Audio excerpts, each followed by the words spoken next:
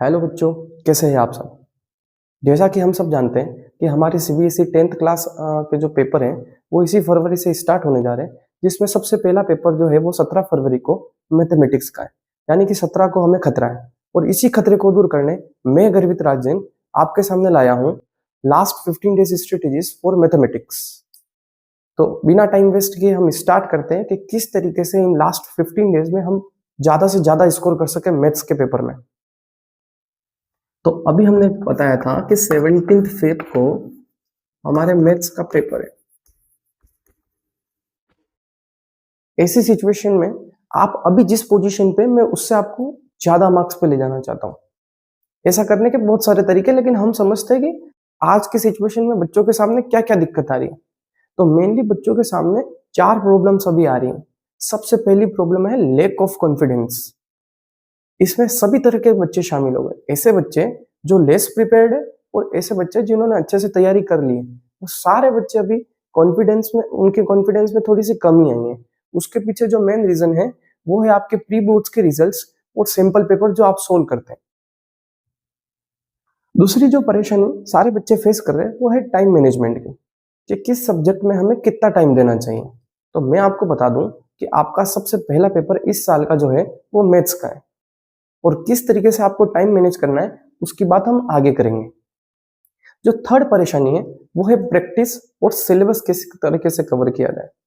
तो last 15 days में हम सिलेबस को किस तरीके से कवर करेंगे, तो हमें इस चीज में बच्चों के, छोटे बच्चों की तरह नहीं करना है कि हम बुक ले ली और स्टार्ट से चैप्टर 1 से स्टार्ट कर रहे हैं। इसके लिए हमें थोड़ा सा स्ट्रेटेजी के साथ मूव ऑन करना है और हमें उन चैप्टर्स पे फोकस करना है जिनका वेटेज बोर्ड में ज्यादा है और जिन्हें हम आसानी से कवर कर सकते हैं। तो हम आगे बढ़ते हैं इसी के साथ।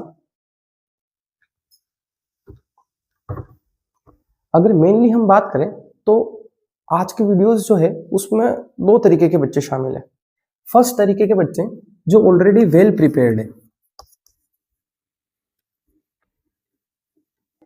और दूसरे तरीके के बच्चे जो अभी लेस प्रिपेयर्ड।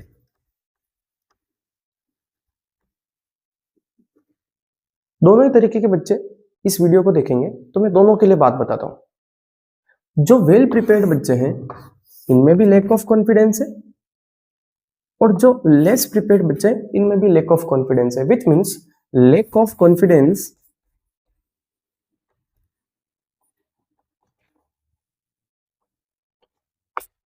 एक कॉमन प्रॉब्लम है। इस प्रॉब्लम को किस तरीके से दूर कर सकते हैं, तो इस प्रॉब्लम को दूर करने के लिए सबसे पहले तो आपको यह समझना है कि जिस तरीके से आप सैंपल पेपर के क्वेश्चंस कर पा रहे हैं उस तरीके से आप पेपर में भी आराम से क्वेश्चन कर पाएंगे। आपको ज्यादा पैनिक होने की जरूरत नहीं पड़ेगी। दूसरी बात, जो लेस प्रिपेयर्ड बच्चे हैं उनको, उनका जो लेक ऑफ कॉन्फिडेंस है वो दूसरी वजह से, वो इस वजह से कि उन्हें लग रहा है कि हम अभी तक हमारे चैप्टर्स पूरी तरीके से कवर नहीं हो पाए, या हमारा सिलेबस कवर नहीं हो पाया, हमारे प्री बोर्ड्स में नंबर कम है। तो देखिए अभी भी हमारे पास अच्छा खासा समय है। आपको आपका कॉन्फिडेंस बिल्कुल भी लूज नहीं करना है, अपने कॉन्फिडेंस और अपने जोश को बिल्कुल हाई रखना है। लास्ट 15 डेज, जो 15 डेज है वो बहुत क्रुशियल होने वाले हैं आप सभी के लिए। तो आपको अंत तक आपको हिम्मत नहीं हारनी सबसे पहले तो, और जितना आप कवर कर सकते हैं। हम आगे बात करेंगे कि कौन ऐसे बच्चे जो अभी तक लेस प्रिपेयर्ड है, या जिन्हें थोड़ी, मैं कहूंगा जो अभी कंफ्यूजन की स्टेज पे, जिन्हें बहुत सारा कंफ्यूज जो कंफ्यूज बोल सकते हैं हम जिन बच्चों को, जो अभी तक इस कंफ्यूजन में है कि कौन सा चैप्टर्स हम करें या इस चैप्टर के क्वेश्चन सही नहीं हो पा रहे। तो उन बच्चों के लिए क्या स्ट्रेटेजी होगी वो उसकी भी हम आगे बात करेंगे। अब हम दूसरी बात पे मूव करते हैं। उससे पहले एक बार हम सीबीएसई का कोर्स स्ट्रक्चर समझते हैं, जो कि सीबीएसई हर साल जारी करती है। इस साल भी सीबीएसई ने जारी किया था सेकेंडरी मैथ्स के लिए कोर्स स्ट्रक्चर। तो पहले एक बार हम कोर्स स्ट्रक्चर को समझते हैं। अगर हम मेनली कोर्स स्ट्रक्चर को देखें, जैसा कि आप स्क्रीन पे देख पा रहे होंगे, कि अगर हम कोर्स स्ट्रक्चर को ध्यान से देखें तो इसमें जो सबसे पहले आपका फर्स्ट चैप्टर जो है वो है आपका 6 मार्क्स का, जो कि आपको दिख रहा होगा। जो फर्स्ट यूनिट है वो एक सिंगल चैप्टर से इंक्लूडेड है जो 6 मार्क्स की, और इन 6 मार्क्स में आपको ज्यादातर क्वेश्चन थ्योरी वाले दिखेंगे, like prove that root 5 is irrational, root 2 is irrational, या sum of two irrational like 5 + 2√3 को इरेशनल प्रूफ कीजिए, इस तरीके के क्वेश्चन दिखने वाले। तो ऐसे क्वेश्चंस में हम अच्छे से कमांड ला सकते हैं विद द प्रैक्टिस ऑफ 2 और 3 क्वेश्चंस। अगर हम डिफरेंट डिफरेंट टाइप के 2-3 क्वेश्चन कर लेंगे तो हमारी अच्छी खासी इस तरीके से प्रैक्टिस हो जाएगी और ज्यादातर चांसेस है कि इस चैप्टर में से इस तरीके के क्वेश्चन ही बने। हाँ, इसके अलावा इस चैप्टर में से कुछ क्वेश्चंस ऐसे भी बन सकते हैं, for an example LCM HCF वाले,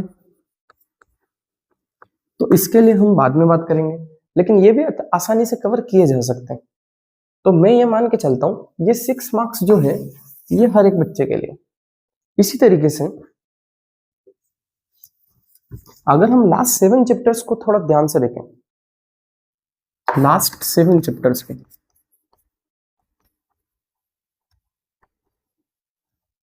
तो लास्ट 7 चैप्टर्स जो है उनकी अगर आपने अच्छे से एनालिसिस किया हो तो ज्यादातर चांसेस है कि उनके सारे क्वेश्चंस जो है, पहली बात चाहे स्टैंडर्ड हो चाहे बेसिक हो, इन 7 चैप्टर में से ज्यादातर क्वेश्चंस जो है वो बुक में से ही आते हैं। दूसरी बात, लास्ट 6 चैप्टर्स जो है वो बच्चे के लिए इंटरेस्टिंग है और बच्चे के लिए आसान है। जैसा कि आप देख पा रहे हैं, जो 11 नंबर की यूनिट है आपकी स्टैटिस्टिक्स एंड प्रोबेबिलिटी, वो हर एक बच्चा कवर कर सकता है, विच मीन्स 6 मार्क्स जो है वो यूनिट 1 के और 11 मार्क्स यूनिट 2 के। चाहे आप इंटेलिजेंट है, चाहे आप मैथ्स को हार्ड समझते, दोनों ही केसेस में आपको सबसे पहले इन चीजों को कवर करना है, जिससे आपका मेंटली बर्डन जो है वो कम हो जाएगा। तो आपको सबसे पहले चैप्टर नंबर 1 जो कि आपके यूनिट नंबर 1 है वो कंप्लीट करनी। आफ्टर दिस आपको यूनिट जो लास्ट यूनिट है, जो हमें यहाँ यूनिट 2 लिख दे, यूनिट 2 नहीं, लास्ट यूनिट जो है उसको आपको कंप्लीट करना है, जिसमें 2 चैप्टर इंक्लूडेड है, स्टैटिस्टिक्स एंड प्रोबेबिलिटी। आप सभी को पता है स्टैटिस्टिक्स में फिक्स टाइप के क्वेश्चंस आते हैं जिसमें मीन मीडियन मोड निकालना होता है, और प्रोबेबिलिटी में जो मैंने अच्छे से करवाई थी आप सभी बच्चों को, तो एक बार हम वापस देख लेंगे उसको वीडियो में। आफ्टर दिस 2 यूनिट्स हमारे पास तीसरी डाउट आएगा कि तीसरी यूनिट कौन सी करें। तो वैसे बहुत सारी है, आपका जो इंटरेस्ट हो, लेकिन मैं ये कहना चाहूंगा कि ज्यादा हार्ड क्वेश्चन या ज्यादा एप्लीकेशन बेस्ड क्वेश्चन जो है वो एल्जिब्रा वाली यूनिट से आते हैं। एल्जिब्रा वाली यूनिट में मेनली जो चैप्टर्स हैं वो है आपके polynomial, linear equation in 2 variable, quadratic equation and arithmetic progression. तो ये चारों चैप्टर्स जो हैं ये भी आप कर सकते हैं, लेकिन इससे बेहतर मैं समझूंगा कि आपको पहले वो चैप्टर्स करने चाहिए जो जल्दी से स्कोर हो जाएंगे, ताकि आपका मेंटली बर्डन कम हो जाएगा। तो after this according to me आपको जो चैप्टर करने चाहिए वो करने चाहिए, या तो आप कीजिए, क्योंकि अगली सबसे बड़ी जो यूनिट है वो आपकी है मेंसुरेशन। इसकी एक स्पेशलिटी, इसके अंदर 2 चैप्टर्स इंक्लूडेड है। एक तो है एरिया रिलेटेड टू सर्कल, और दूसरा चैप्टर जो है वो इसमें है सरफेस एरिया एंड वॉल्यूम।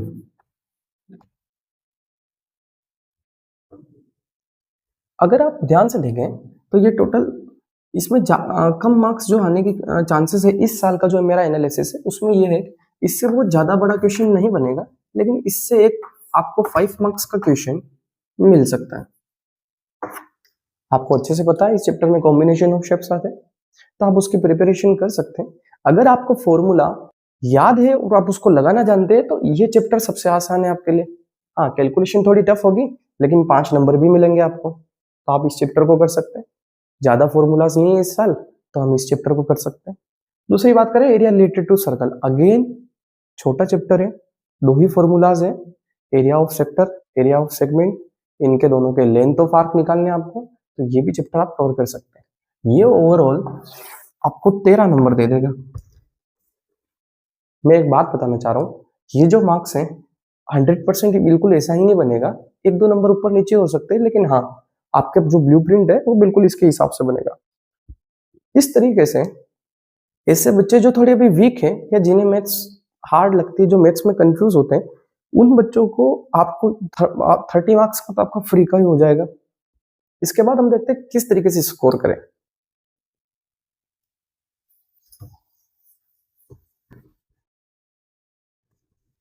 अब हम उन बच्चों की बात करते हैं जो इस स्टेज को ऑलरेडी कर चुके हैं या जिन्हें इसको करने की जरूरत नहीं लगती, यानी कि वो बच्चे जो अभी आज की कंडीशन में वेल प्रिपेयर्ड है। ऐसे बच्चों को क्या करने की जरूरत है? ऐसे बच्चों को मैं मान के चलता हूं, ऐसे बच्चे जो है उन्होंने पूरा कोर्स कर लिया है और अगर नहीं किया है तो अभी भी 5 फरवरी तक उनको एक बार सारे चैप्टर कंसेप्ट वाइज कंप्लीट कर लेने चाहिए। और अगर आप ऑलरेडी कंप्लीट कर चुके हैं तो एक बार फिर से रिवाइज कर लीजिए। जो फॉर्मूलाज है, जो ट्रिग्नोमेट्रिक रेशियोज की वैल्यूज है वगैरह, बिल्कुल टिप्स भी होनी चाहिए, क्योंकि आपके पास वहां 3 घंटे के बाद टाइम नहीं मिलेगा। ये इसके लिए मैं अलग वीडियो बनाऊंगा कि how to complete mathematics paper within 3 hours. इसके लिए मैं अलग से वीडियो बना दूंगा। तो अभी आपको 5 फरवरी तक, ऐसे बच्चे जो वेल प्रिपेयर्ड है ऑलरेडी, 5 फरवरी तक आप कर चुके हैं चाहे आपने नहीं किया, आप एक बार फिर से कंसेप्ट वाइज पूरी बुक को रीड मार लीजिए, पूरी रिवाइज कर लीजिए उसको। उसके बाद आपको जो काम करना है, क्योंकि अब आप ये सब कर चुके हैं, तो आपको PYQs करने। सबसे पहला टारगेट है आपका, सैंपल पेपर के पीछे मत भागिएगा, सबसे पहले आपको PYQs करने, ठीक है। आफ्टर PYQs, अच्छा मैं मान के चल रहा हूं कि आपने PYQ से पहले NCERT कर लिए, क्योंकि अभी हमने कोर्स स्ट्रक्चर देखा था और कोर्स स्ट्रक्चर के जस्ट नीचे जो आपका करिकुलम जारी हुआ था CBSE का, उन्होंने 2 बुक्स के नाम लिखे थे। First NCERT book for class 10 और second NCERT exemplar book for class 10। तो NCERT बुक हमें करनी ही है सबसे पहले, क्योंकि बेसिक वाले बच्चे अच्छे से जानते होंगे, ज्यादातर पेपर उनका जो है 80% पेपर उसी में से आना है। और स्टैंडर्ड वाले बच्चों को भी NCERT तो करनी ही है, NCERT तो हमारा सबसे प्रायोरिटी में। आफ्टर मैं मान के चल रहा हूँ कि NCERT हो चुका है, मतलब फर्स्ट प्रायोरिटी पे आपका क्या रहेगा? NCERT रहेगा। सेकंड प्रायोरिटी पे आपके PYQs रहेंगे और थर्ड प्रायोरिटी पे आपके रहेंगे सिंपल पेपर्स।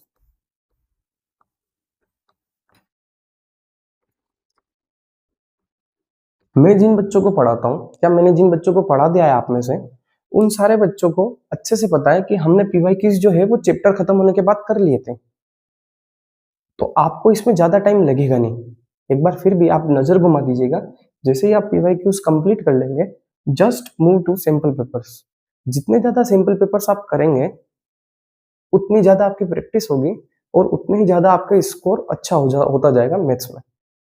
मेरा जो टारगेट है वो 2 टारगेट है इस वीडियो बनाने के पीछे। मेरे 2 टारगेट है। पहला टारगेट, ऐसे बच्चे जो अभी वेल प्रिपेयर्ड नहीं है, मतलब लेस प्रिपेयर्ड है,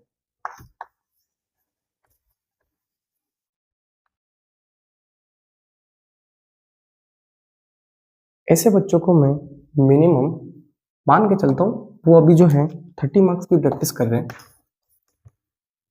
जस्ट पास होने की कोशिश कर रहे हैं, मैं उन्हें दिलाना चाहता हूँ अबाउट 70% मार्क्स। और ऐसे बच्चे जो ऑलरेडी वेल प्रिपेयर्ड है,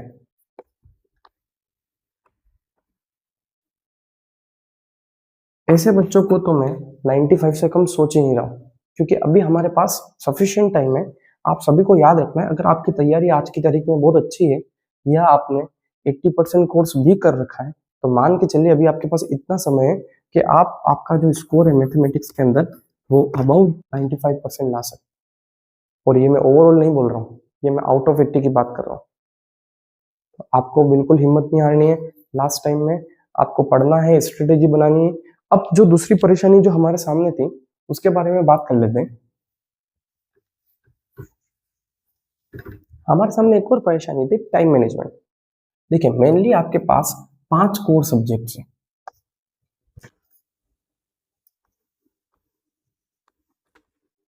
डेफिनेटली कुछ बच्चों के लिए मैथ्स थोड़ी हार्ड होगी, या कुछ बच्चों के लिए SST हार्ड होगी, कुछ के लिए साइंस हार्ड होगी, या कुछ के लिए इंग्लिश, हिंदी या जो भी रीजनल लैंग्वेजेस उन्होंने चूज की वो हार्ड हो सकती है। फिर भी मैं आपको कहूँगा, मैथ्स जो है वो नॉलेज का गेम नहीं है, मैथ्स जो है वो प्रैक्टिस का गेम है, विच मीन्स बाकी सब्जेक्ट से थोड़ा सा टाइम ज़्यादा लेगी। मैथ्स एक स्पेशल सब्जेक्ट है, थोड़ा टाइम ज़्यादा देना पड़ेगा आपको।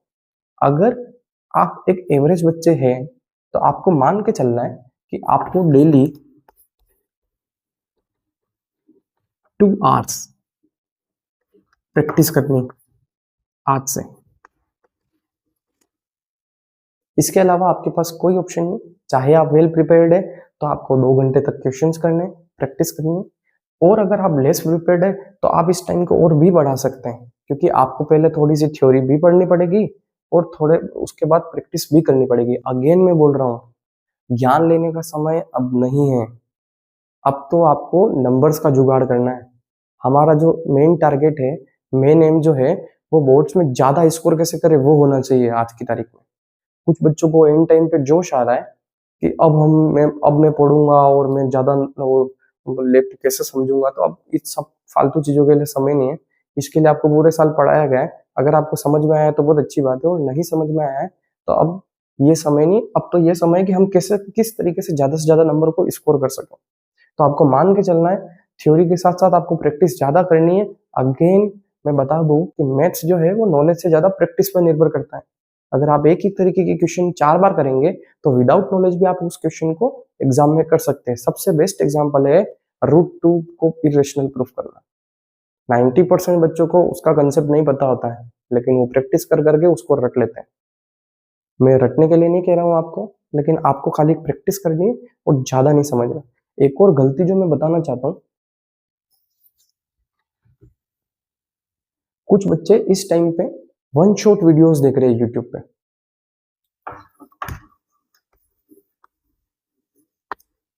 क्योंकि हमारी जो थर्ड प्रॉब्लम थी ना, वो यही थी कि सिलेबस को किस तरीके से कंप्लीट किया जाए। तो उसके लिए मैंने आपको कोर्स स्ट्रक्चर बताया है, आपको उसके अकॉर्डिंग ही चलना है। आपको ये वन शॉट वीडियोस जो है ये नहीं देखनी है।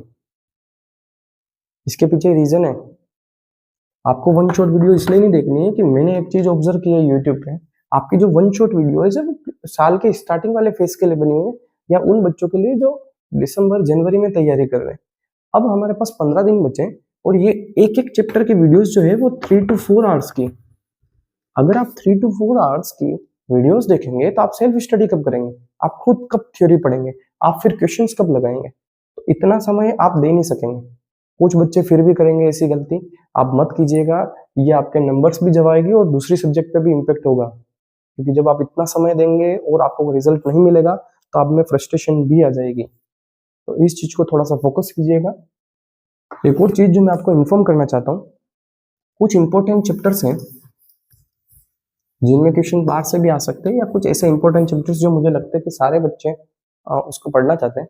तो उनके लिए हम रिवीजन के लिए वीडियोस बनाएंगे कुछ, जो ज़्यादा समय के लिए नहीं होगी, जो 30 मिनट से 1 आवर की वीडियोस ही होगी।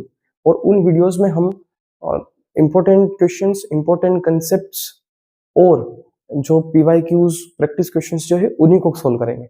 उस पर हमारा मेन टारगेट रहेगा प्रैक्टिस मोर और नॉलेज लेस।